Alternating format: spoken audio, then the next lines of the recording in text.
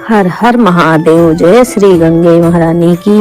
दोस्तों, आप सभी का एक बार फिर से स्वागत है हमारे चैनल में। आज बात करते हैं कि कुंभ में स्नान करने वालों का क्या होता है। महाकुंभ का समय चल रहा है और क्या वह शाही स्नान करने वाले एक समान पुण्य पाते हैं और क्या वह सभी स्वर्ग को प्राप्त होते हैं। एक समय की बात है, सोमवती स्नान का पर्व था।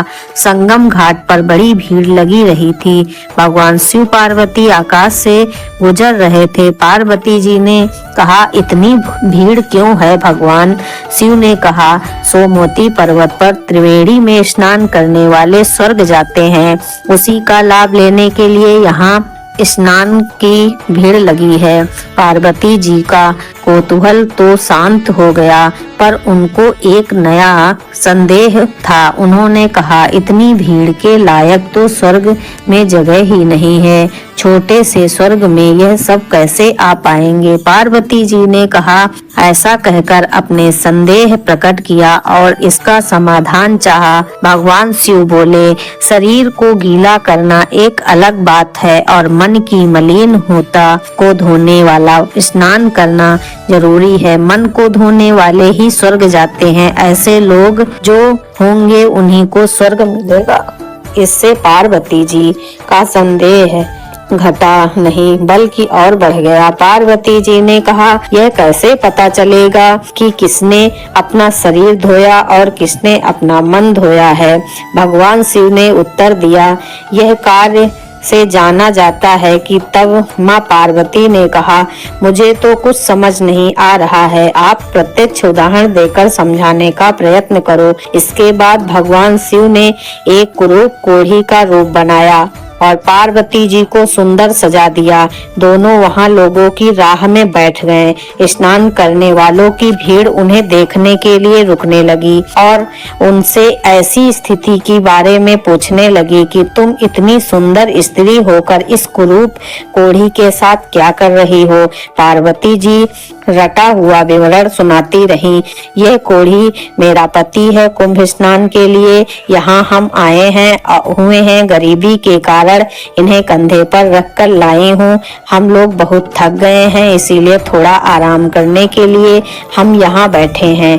बहुत से दर्शकों की नियत उस सुंदर औरत को देखकर बिगड़ती थी।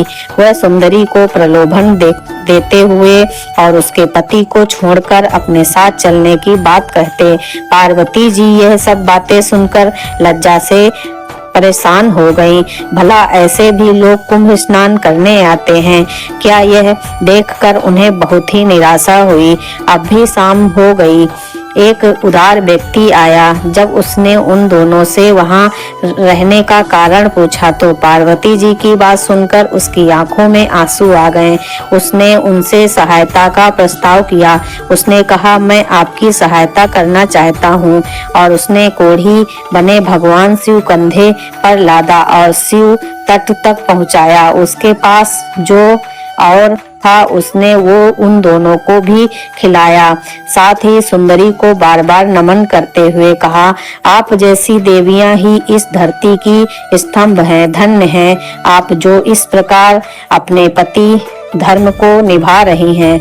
अब पार्वती जी को समझ आ गया। उनका प्रयोजन पूरा हुआ। अब शिव पार्वती जी वहां से उठे और कैलाश की ओर चले गए। रास्ते में उन्होंने कहा, पार्वती, इतने में एक ही ऐसा व्यक्ति था जिसने मन को धोया और स्वर्ग का रास्ता बनाया। कुंभ स्नान का महात्म तो सही है, पर उसके साथ मन भी धोने की शर्त लगी है। पार्वती जी समझ गयी कि कुंभ महात्म में सही होते हुए भी क्यों लोग उसके पुण्य के फल को वंचित रह जाते हैं। तो ये थी आज की कहानी। आपको कुंभ की ये कहानी कैसी लगी कमेंट करके जरूर बताइए। साथ ही मेरे चैनल भक्ति ज्ञान को सब्सक्राइब करना ना भूले। जय श्री राधे। हर हर महादेव।